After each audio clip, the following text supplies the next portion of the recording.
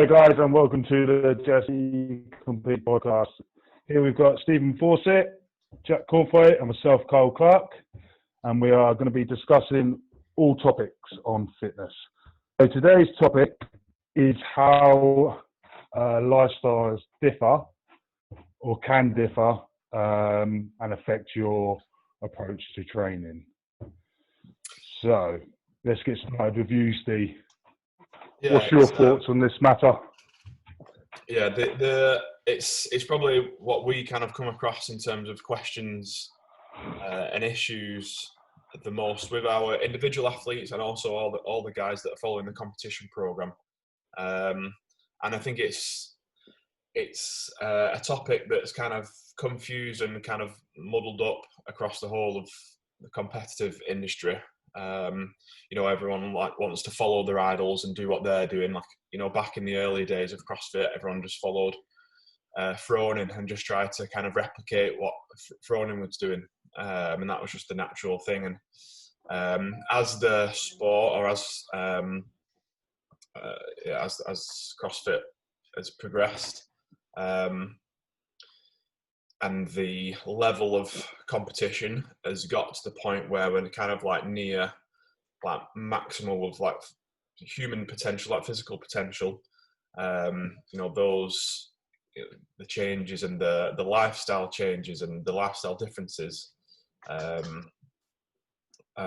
becoming a big factor, just as it is in any sport, in any professional sport. You've got professional athletes, you've got full-time athletes, you've got semi-professionals, and then you've got kind of athletes, or whatever they are going to be called. If it's football, if they're football players that do it more recreationally but still take it serious, but it's more of a recreation level. And then it kind of comes all the way down to if it is football that we're talking about, we've got your professional footballers, you've got your semi-pros that are in the lower tier of the divisions, you've got your recreational that play on a Saturday and Sunday, and then you've got the people that just play with the mates on a five-a-side or something. And it's that's kind of gets a bit mixed up sometimes in the CrossFit world, is highlighting kind of what your situation is in terms of your lifestyle and your level, and what you should be doing. I think if you asked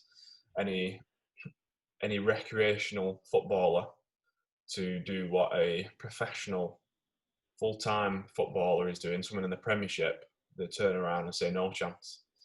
But yeah, in CrossFit, we still get people who are doing it recreationally trying to do what the full-time.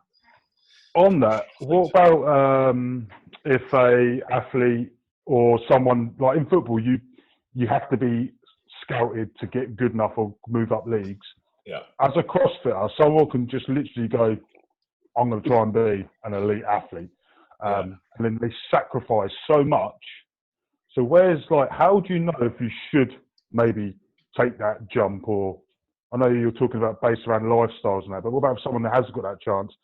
Really, are they going to make that top level? Because there's no one telling them, no, you can't do that. Everyone just thinks they can. I'm sure a lot of people just go, I'll give up my job today. I'm going to be a CrossFit athlete. Yeah. You know what I mean? Do you know what I mean? The football thing, you from an early age, you're either going to be a footballer or you're not. I'm wondering, is there any sort of cut-off point where people should go, no, this is where I'm at.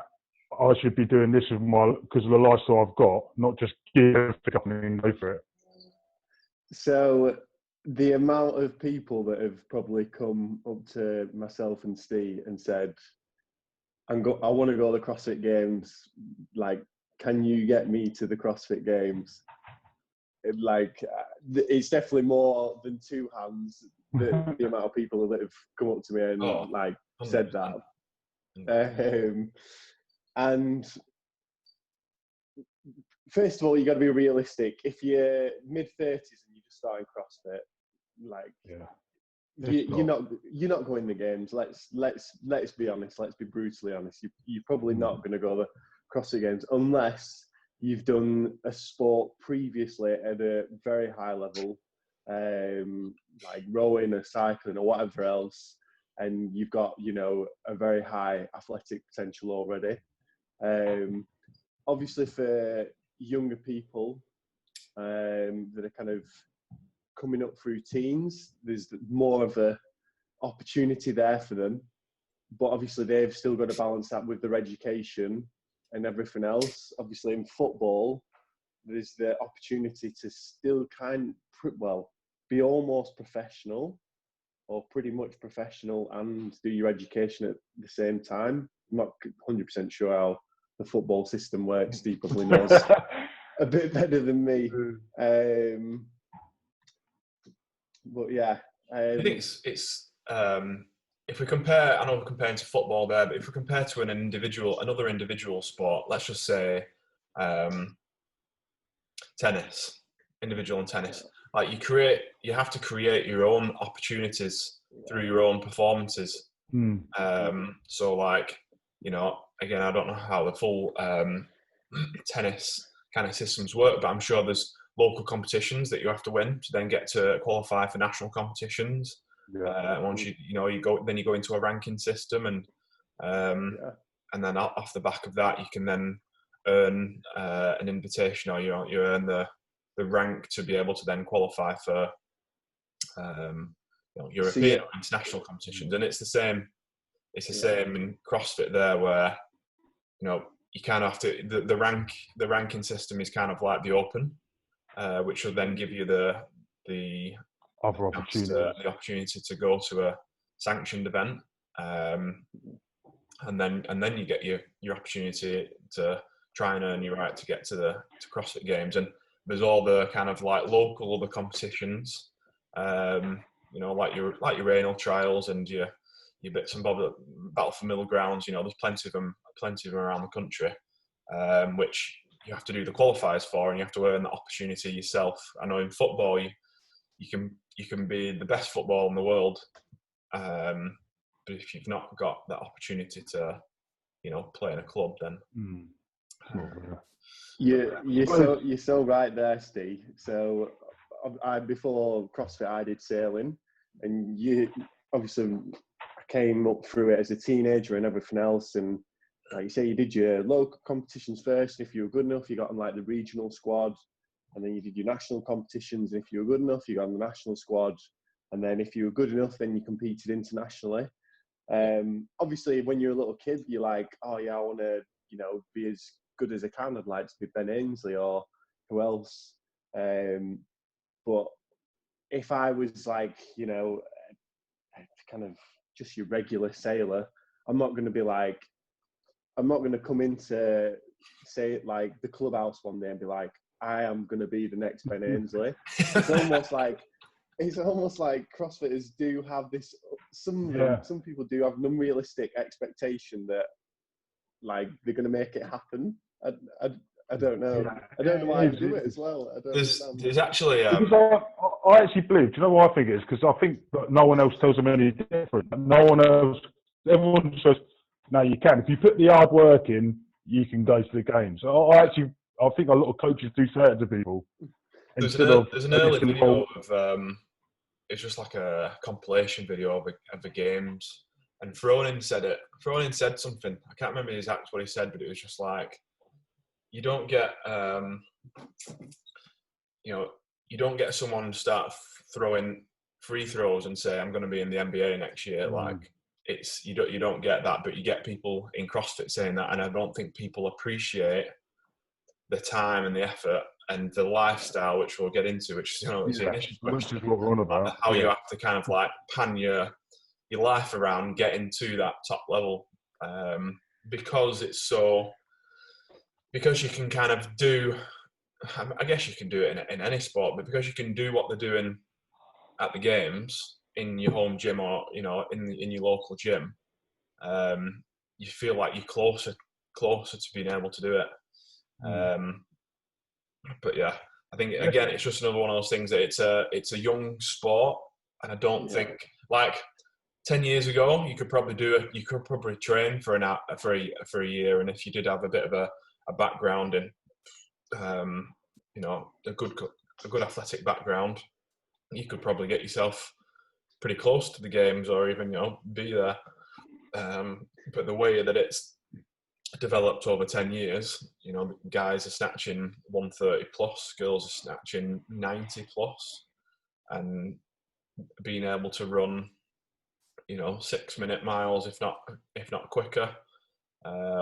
You know, and all the complex gymnastics movements. You know, 10 years ago, the guys were probably snatching 90 plus, and the girls were probably snatching 45 or 50. There has been a big change, and it's no longer just something where the big barrier. Yeah, you can't just decide. It has to have come.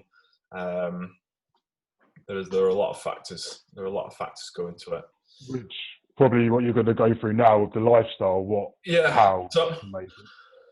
The way I look at it, so you have to, first of all, like we kind of touched on the last podcast we did, you have to identify exactly like where you're at in your life, in your lifestyle. You know, what you've done previously, what you plan to do. Like what have you got going on now, and like just what are your goals basically, and what do you want to achieve. And to me, there's kind of, and we can use the football example with the full-time professional athletes and the semi-professionals, and then the recreationals. And so your full-time athletes are probably going to be, you know, they're probably only the top 5 to 10 male and female like in the world. I would only say that they are, you know, there's very few athletes that can just be full-time, like wake up, train, like everything revolves around training and competing, and they don't have to worry about working. There's still a very small amount of athletes. You know, most, even who have been to the games 3 or 4 times, are still having to you know, take classes or PT, or, you know, provide some kind of work, or if it's CrossFit or fitness related or not, they're still having to gain some form of income, because, you know, what they receive from sponsors or prize money just isn't enough to, you know, it might be enough for that moment in time then to keep them going, but, you know, if they stop competing next year, then they've got, you know, they've not got a great deal. So most athletes will have like some form of lifestyle stress, whether it's work commitments, family, you know, something that's non-trainer related that will be adding stress into their life. And then you've got your training related stress as well. So I drew a diagram so I could understand it. Well, not understand it, but be able to help others understand it a bit better. It's actually a bath. If you're on the YouTube one, I've drawn a bath. All right. So if you're listening on Spotify, if you imagine, imagine there's a bath, okay, and everyone's bath size is different.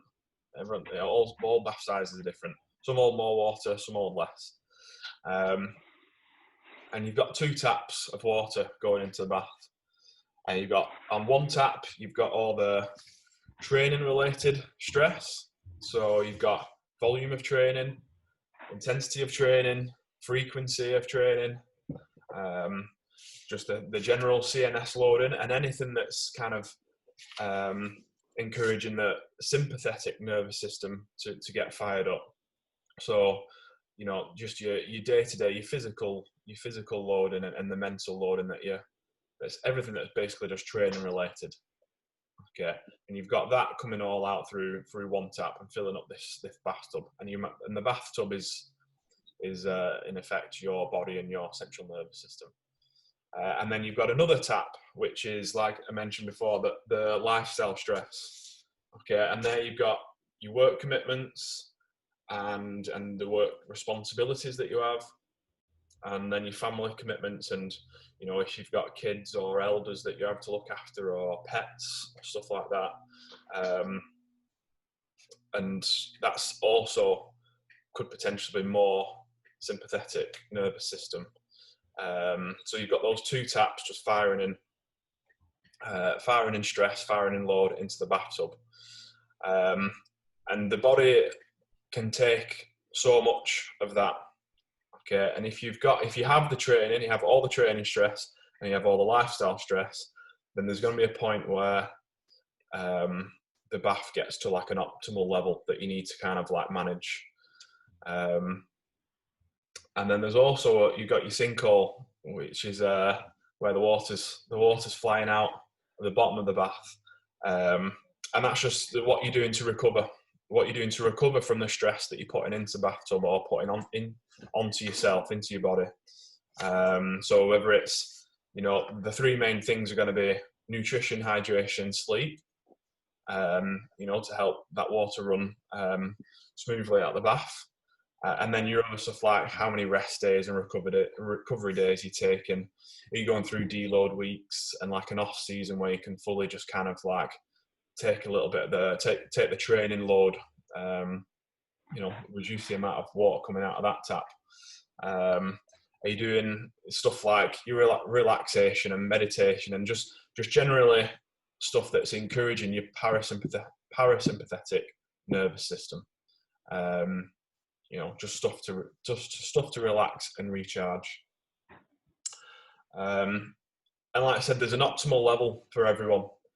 Now, if we take the full-time professional athlete and you think about you think about all the training stress coming out of the tap on the left and all the lifestyle stress coming out of the tap on the right, they've got much less lifestyle stress adding to that bathtub than someone who is doing CrossFit recreationally. Someone who has a business to run, someone who has a wife or a husband and kids. They've got much less. So now there's less water going into their bathtub, which then they can make up that extra water with what's coming out of the other tap in training. So they can then handle more training load and more stress, and they can afford to do more sessions per day. Because they've got less going into the bathtub from other areas. So the recovery is just the same. So if you've got a full-time athlete who's doing 25 hours a week training and doing 0 hours of, there's zero time or energy coming from lifestyle stress, and then you've got a recreational athlete who's got 10 hours of training and 15 hours of lifestyle stress, that's the same amount of stress that they're taking under. And stress is stress. It doesn't matter where it's coming from. It's stress on the body. So the issue then becomes when that recreational athlete sees their idols, who are the full-time athletes, and who they would like to get to, but they're not quite fully seeing the bigger picture. And then they up their, let's say it was 25 hours in total of stress, they up to match the full-time athletes, and then suddenly they've got, loads of water going into this bathtub, and then it overflows and the bathroom's flooded. What about if, let's say, a recreational CrossFitter the only stresses they've got is a job? How do you bridge the gap from them to becoming obviously with more training there will get better. So then they would have to reduce in like their job. Exactly. Would they, the hours they put in for their work? Is that what we're saying? So in brutal honesty, if you want to be going that far, it's like, do you need to be? Yeah, I think losing that. I mean, I could use my example of myself. It comes in kind of stages, and it's kind of like you've kind of got to be performing and living the life at a level higher than what you're currently at. So I decided in 2013 to 14 to stop personal training, because that was an extra 15 to 20 hours a week where, I was on my feet, it's quite active and it's quite draining, isn't it? And it was just taking away how much I could recover. So I drastically dropped those hours, still did a little bit, but drastically dropped them so I could recover more and train better and take notice to it was not to train more, it was to recover more and train better. And then once I could train better and I could manage it, then I could think about training more, as long as I was still recovering just as well. So it was kind of like a gradual thing. And then only then when my kind of performance followed and I could see that there was progression coming, and, you know, I was getting closer to, you know, reaching my goals, could I justify completely stopping personal training and taking all of the hours away. And it got to the point in 2014 where that's the decision I chose, and all kind of like my working load was just based on, you know, running the gym and teaching classes, which is still quite, you know, a decent amount, but dropped the amount of classes as well, but still running the gym. Did you ever feel any stresses from money? Both of you? I mean, did you both? Is it? Because I think that's going to be a most factor for most people, isn't it? Like, it's obviously then money. Money is going to be coming into that issue, which is obviously we all need money to live, and we can't live that perfect life. And that is also kind of another area in the industry where it's kind of like a grey area. And again, I think it's because it's still so young. There is more sponsorship coming. There was definitely next to no sponsorship available 6 years ago. I was lucky enough to be able to sign 3 contracts, which, you know, they were £250 each, and one of them was to get free food, which in essence was money, because otherwise I would just be spending them like it was essential stuff that I needed. I would just be going to Tesco's down the road and buying the food anyway. So for me, that was kind of like when I got offered that was enough for then me to step back from any work and kind of accept this money coming in. Yeah. And it was enough for me to, like, I was fine with the fact that I was just having enough money to pay the bills, get me by, and, you know, so, you know, I was young and I could put my life into training, and, you know, got the rest of my life ahead of me if I needed to earn money. That whole kind of earning money and being able to train is still, like, I find that athletes want to earn more money than they need, just to get by, and they've got to kind of accept there's going to be a time where, you know, you're going to be kind of scrimping by on bits and bobs, just to accept that you can put your time and effort into training, because it will come when the performances come. The tough thing then is obviously that's an extra stress added to you, that, you know, you're having to juggle budget and I'll ask Jak, how did you deal with that, Jak? If you decided to obviously compete at a high level, did you feel them stresses? Yeah, 100%. Obviously, my first move to kind of becoming maybe like a semi-pro CrossFit athlete was actually going to work at JST. So I jacked my job in, which I wasn't kind of too happy doing anyway, and I did want to kind of go into fitness, get into coaching and everything else, and it meant I could train more. Within a year of doing that, I qualified for regionals, because obviously I could actually do more training, because before that I was only kind of training once a day. And then after that kind of first year of making regionals, that's when it's like, right, I did pretty good, considering, you know, I've only had it 1 year kind of training properly, or training a bit more, you know, maybe like these other good athletes are.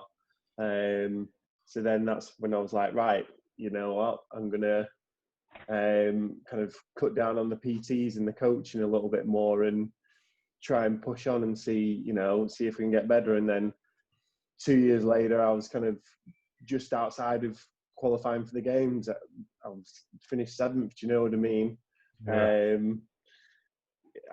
You kind of ended up doing it in steps, but like Steve said, you've got to be living at that level above what you're currently at, because that's the only way that you're going to make that next step. So, yeah. On that, so understanding the stresses will help out a lot more, like accepting that stress, I suppose, if you like, that you are going to be gradually building. It's not going to be like a instant thing that happens overnight. Because obviously we're talking about what goes in and coming out sort of effect that Steve's going on about. If people are out there thinking, I might reduce my hours, it's almost they've got to accept that. That's going to be some sort of stress. That's what I mean, is that both of these taps can be, turned up or turned down. So there might be things where, like I said, there's an optimal level for everyone. Like some people like the bath at kind of like nipple height, some like it up to the neck, some like it down by the waist. But there's an optimal level for everyone, and you'll know the optimal level because, you're sleeping well, you're performing well, you've got good energy, good mood. There's going to be times where you kind of it comes a little bit higher, a little bit lower. But as long as you kind of like in and around it, then your body's going to be able to adapt better. And like I said, both taps can be turned up or down. And if like the lifestyle stuff, for most people, they're not in a position to be able just to switch some of them off. Like you can't just say, right, I'm not looking after my kids now for the next 6 months because I want to go to the games. Like it's just that's not a negotiable thing that you can do. So the training tap needs to be adjusted so that you are staying kind of optimal. The intensities that you're working at, the volume, the frequency of your training sessions, like they're the things that need to be adjusted to suit each athlete, so that they can be adapting. And if you're at a point where you don't want to drop the intensity or volume too much, and you can't adjust the lifestyle factors, then your whole you've got to be putting as much focus as possible onto recovery to make sure that enough of that that stress and that water is leaving the body to keep it optimal. And if you suddenly lay off the gas on all your recovery kind of like protocols, then that's when that bathtub's just going to rise up and overflow. So it is it's a constant balance of training load, volumes and intensities, lifestyle, stresses, and then what you're doing to recover from that stress going in.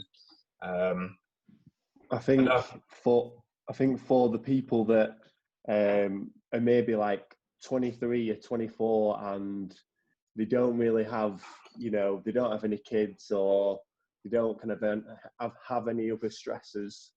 I think for those people, you need to get some results somewhere first. So as an example, like I know I wanted to kind of push on to be a better athlete, but it was only when I did, so well in the Open and like qualified for regionals, that's when it's like, oh right, I can make this next step.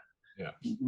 For other people, it might be like, right, I've got to try and do the best in the situation I'm in right now. Can I qualify for a sanctionals? Right, I've proved I can do that and kind of push on to that next level. Right, I'm going to live at what this next level kind of needs now, and I'm going to try and push on from there. You can't just be like not making sanctions. If you're not making like a sanctionals level as an example, and you're trying to you're going to train. If you'd made the decision to kind of train more, I don't feel like you've earned it. Does that make sense? Yeah. There's no point being 5,000 in the Open and then be like, right, I'm going to live like a games athlete. Yeah, exactly. Yeah. Well, I was just had a thought, but it's gone out of my head now. So, yeah, I think as soon as people I still struggle with the balancing that optimal level. Like right now, I've not trained for 2 weeks because there was a point in time where the bath overflowed about 2 weeks ago, and that was just simply because I've got a building extension going on my house, and the frigging builders have fucked off. So like that was suddenly someone just put an extra tap on, and it just the bath just filled up. And there was a point in time where I was doing one of the JST whiteboard workouts, and I got halfway through and I just stopped. And I'd never stopped in a workout before, unless I was like hurt or something. Just stopped. I was just like mentally, I was just not, and felt kind of physically drained to not be able to, push hard in a workout. And I just knew that I was just pushing myself like further and further. And if I did go all in, which this workout was a hard one, 21, 15, 9, 15, 21 thrusts and burpees. If I did go all in and push myself there, then I would be suffering, and I'd be tired and fatigued for a long time after it. So that was just 2 weeks ago. And since then, I've took a step back from training. I've adjusted the amount of training volume in until I can get this lifestyle stress under control. Until like I'm happy and kind of like everything there is sorted, and then I can level things out again. And like I said, that was just 2 weeks ago, and I should have probably have saw it coming or realised that I was feeling kind of just like a bit stressed going into the session, and I should have noticed from the sessions beforehand coming up that my performance wasn't too great, that it was coming. But it happened, and it's something that, like you say, you're trying to balance every weekday, year of competing, and it does take, you get it wrong, you have to get it wrong a few times before you get it right, no doubt. I'm sure Jak's been in the position where his balance has been wrong, and his performance suffered, and he's had to take a step back. And Kyle, I'm sure that there's going to be times where you've done it too, and this is also kind of where, I don't know if you want to touch on that before I move on. Any experience? No, I actually thought that was a really good example. You saying about, because of the taps, when you said you sort of identify that stresses, that's where you could have, at least where you were just saying like you turned one down to, turned one up sort of thing. So it's like saying to people, like, it hasn't got to be that same thing all the time. It hasn't got to be this input from everything. That's quite a good example of what you went through there. And that's, again, another reason we bring this up. I feel like we bring this up all the time, but the self-regulation is something that me and Jak spoke about a long time before putting it into the program. Until we then, and we were umming and ahhing about putting in the program, but then we just realised, as soon as we put it in, realised that it was gold. Like, as soon as we educated the athletes for the program about it, then it meant that the program that we were given could just be fitted to every different person's lifestyle accordingly. So like the set ranges and the volume and the intensity ranges. There's so many different examples we give of why you might want to do that, and this is just another one of them. If for me getting back into training, there's still going to be a little bit of stress in the building, but I'll just start doing. I actually did one session last week, and I just did 3 sets of everything. And usually I'd do 5 or 6, but I just did 3, and it was enough, and it got me feeling, a little bit better and kept me ticking over. Whereas if I did 6, that would have probably just kind of like been a little bit too much for me to handle. And going forward, when I get back into training, I can just start with less sets, less intensity, and build it up and balance that the stress that I'm putting onto my body accordingly, and up it when I feel it's ready. It's time to up it again. On the with a bit of mindset talk, I'm going to use myself for an example. When I sort of decided, I was like, I'm going to try and compete at a sanctional, or a couple of years ago. And I think I put so much pressure on myself thinking about that for the last 2 years. And I've definitely suffered with, I've got a knee injury, shoulder injuries. I've definitely thought that tap has been fully on and overflowing.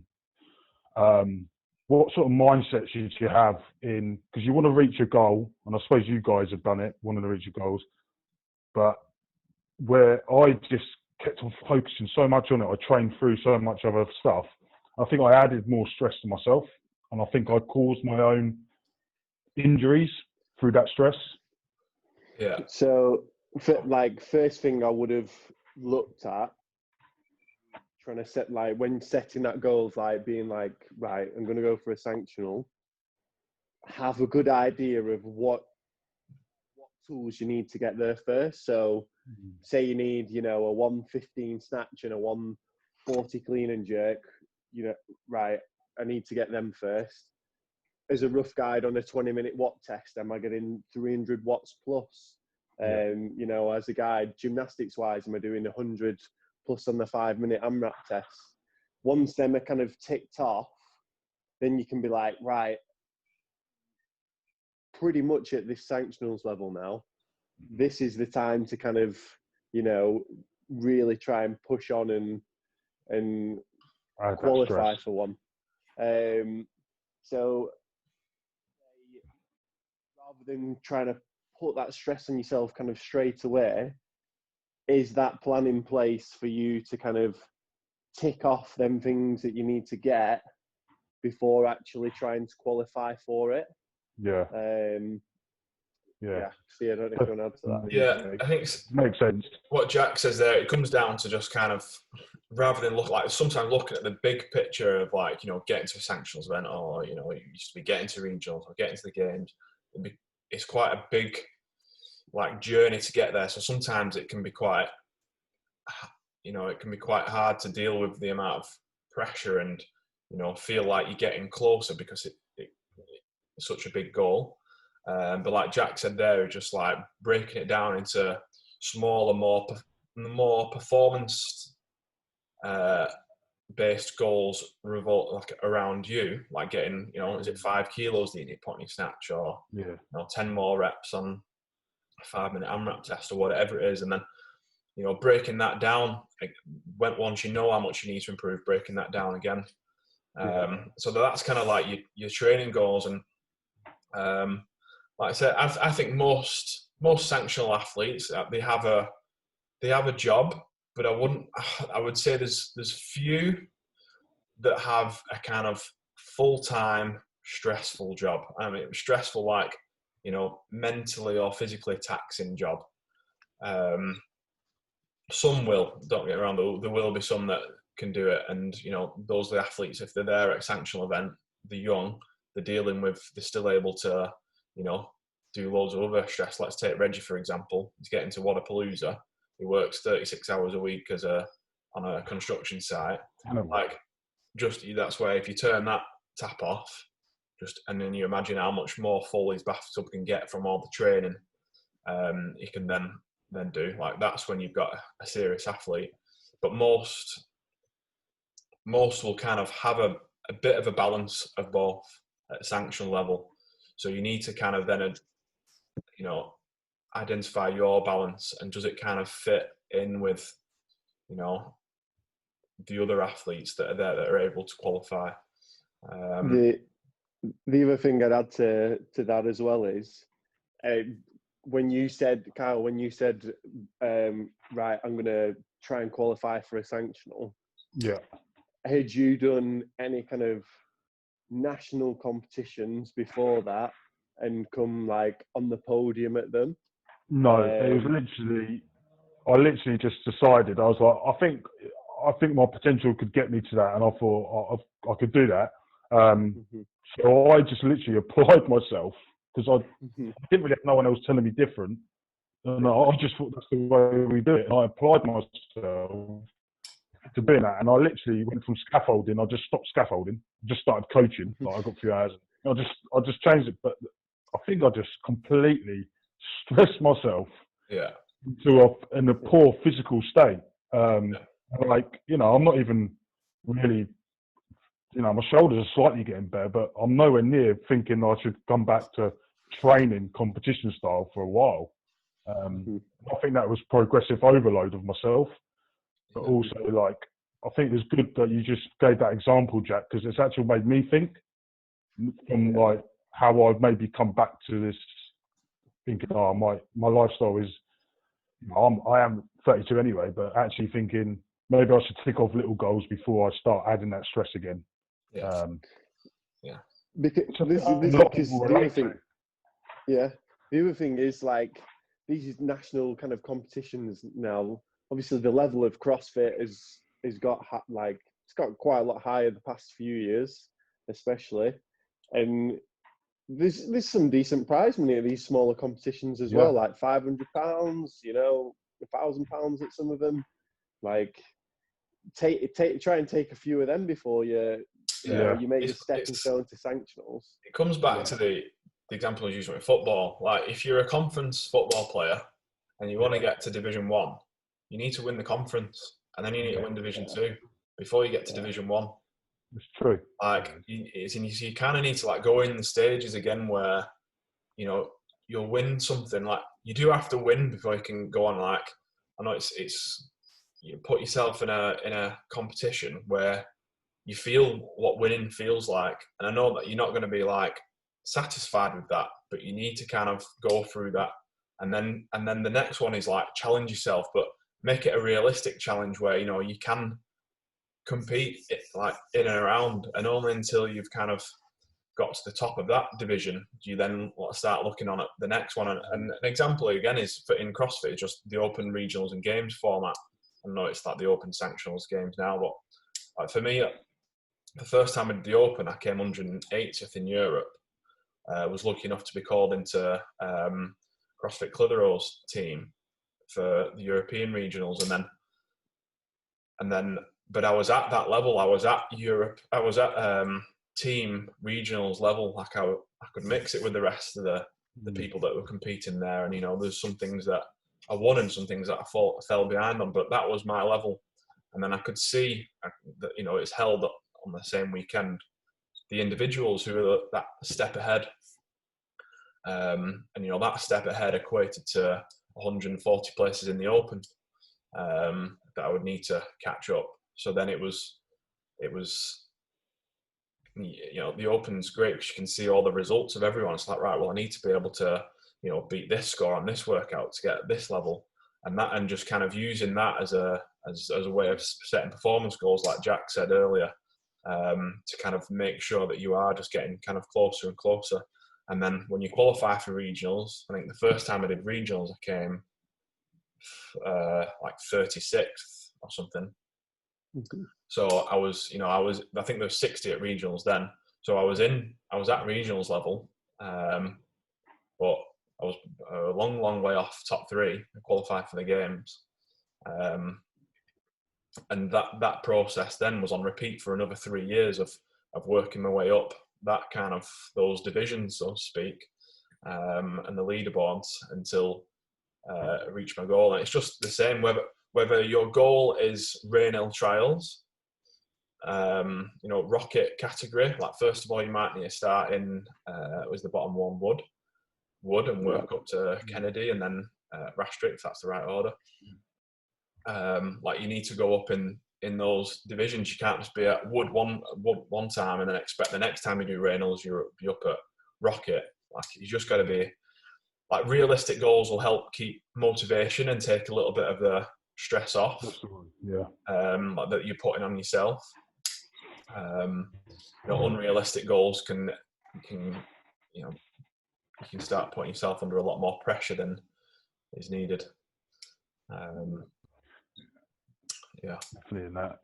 What about athletes' potential?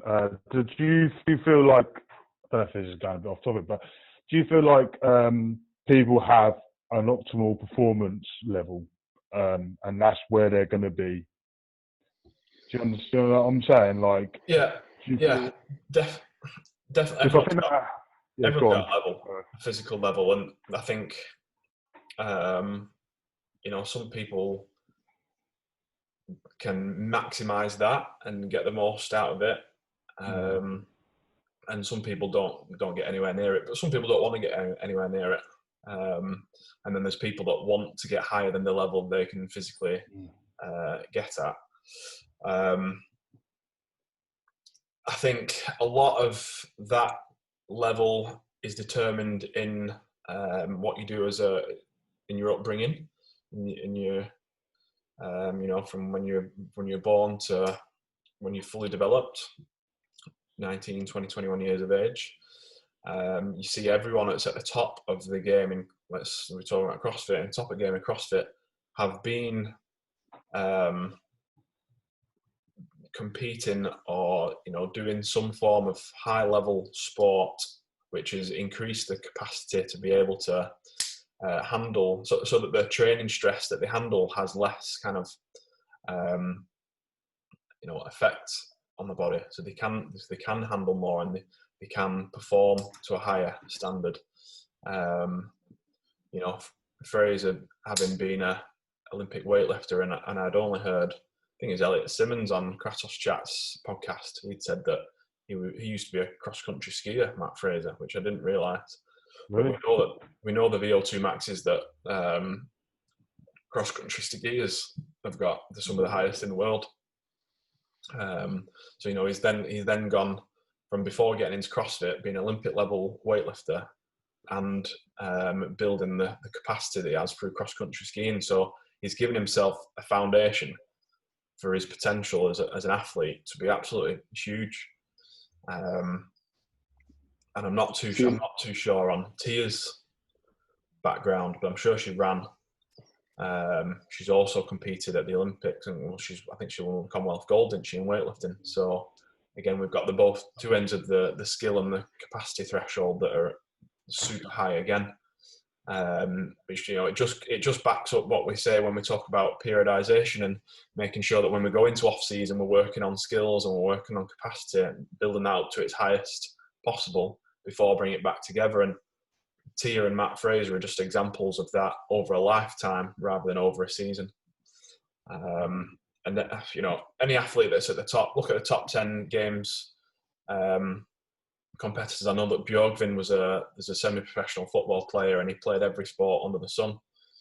Hence why he's so talented and he can do so many different skills so well.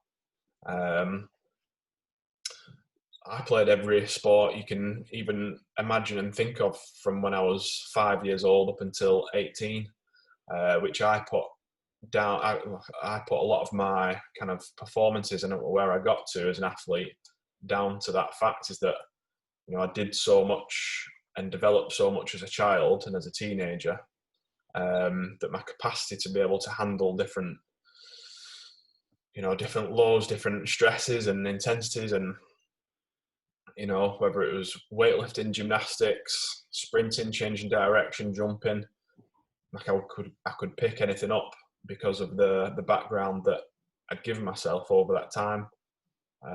Surely everyone's born with a genetic potential, but I think that is mainly altered by what we do as children and teenagers as we grow up. I think if you've got any input on that, Jak. But yeah, I agree.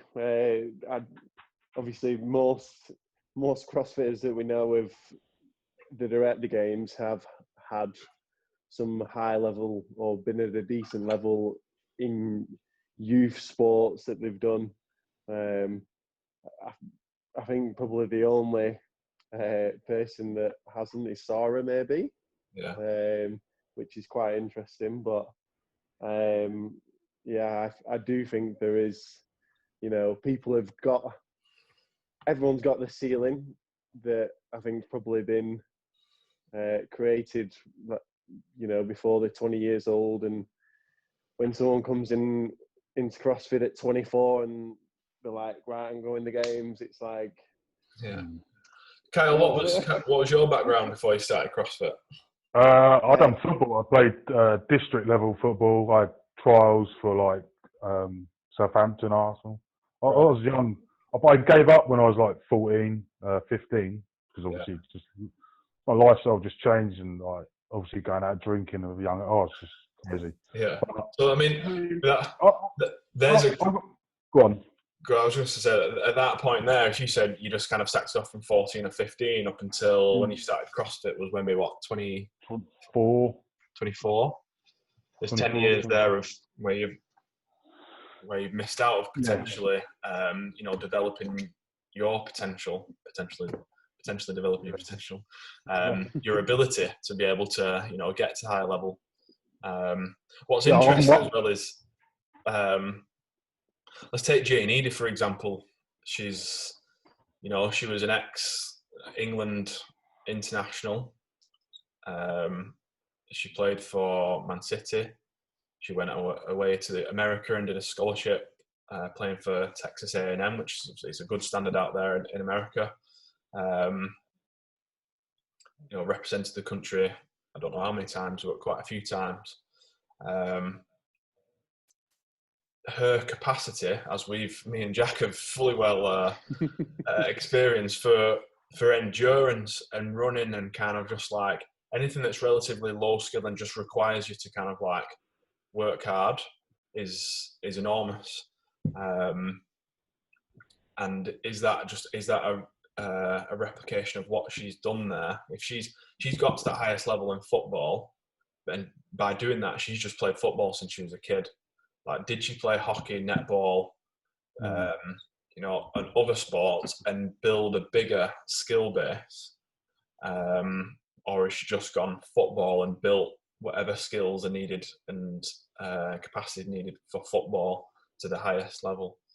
I know Jane would be the first to admit that where she falls behind on as an athlete is just like the higher end skill stuff, and like stuff like gymnastics and anything like upper body in that sense, which has never probably needed to be touched in a career of football. If she had some background in swimming or I don't know, what other sports we got hockey, something that's a bit more uses the upper body a little bit more. Like, would that skill set she'd have going into something like gymnastics have increased, and would she find when she's training those aspects now in training with the gymnastics and Olympic lifting that she would adapt to it quicker? Like she'll say she has to do a lot of gymnastics frequently to keep it at the level she needs to be. And if she went to Australia for a couple of weeks and don't think she had access to ring muscle ups or something for some reason, and she came back and she could barely do them. And it was a running joke that we have, is that before she went, she could do 5 or 6 unbroken. She came home and she could just about do 1. And he said she left him in Australia, but it's simply she couldn't get that back to that skill level. And was it because she had she just wasn't exposed to it as a kid up until the point she started CrossFit? And it's interesting. I don't know if you've thought the same about yourself, Jak, and you as an athlete. Yeah, 100%. With sailing, it's just like it's a lot of pulling. Pulling the rope in and out, letting the sail in and out. And I'm very good at like chest to bars, legless rope climbs, like all that kind of stuff, really. So it makes complete sense. Yeah. I've never had to do like anything that's kind of involved like kind of fast twitch or any kind of fast movements, really.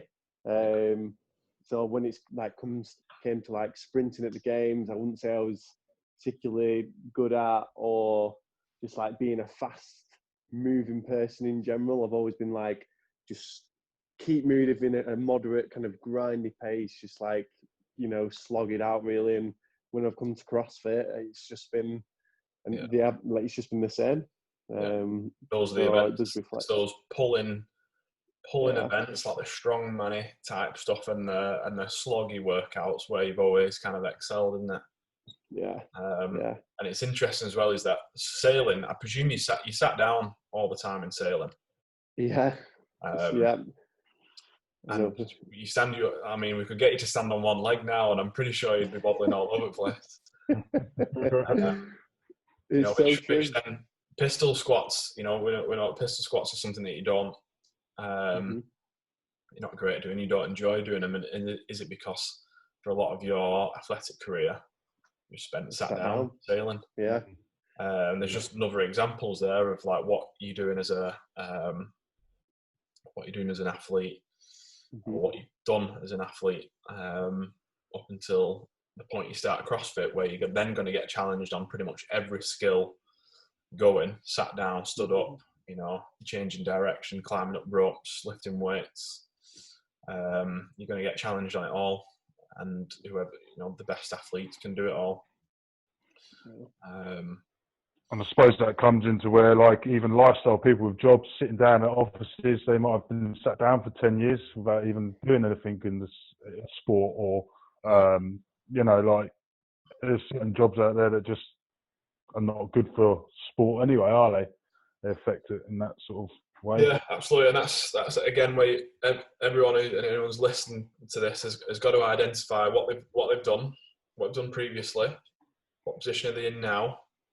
And then they can only then can they make and identify like realistic targets for them to improve if they want to improve. What I didn't touch on before was the full-time athletes and what can get. There's a big. There's always been a bit of a big debate. What's more important, volume or intensity? And as people say that, being able to train 4 or 5 hours a day isn't beneficial.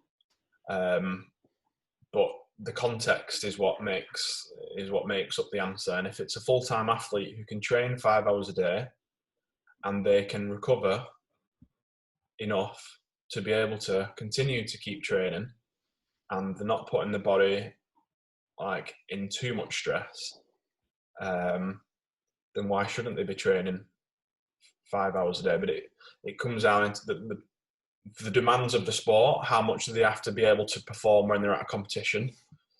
And obviously in training, there's going to be times where you're going to have to be able to do more in training, more volume, because you're not replicating the intensity that you are at competition. So first of all, you need a higher volume of training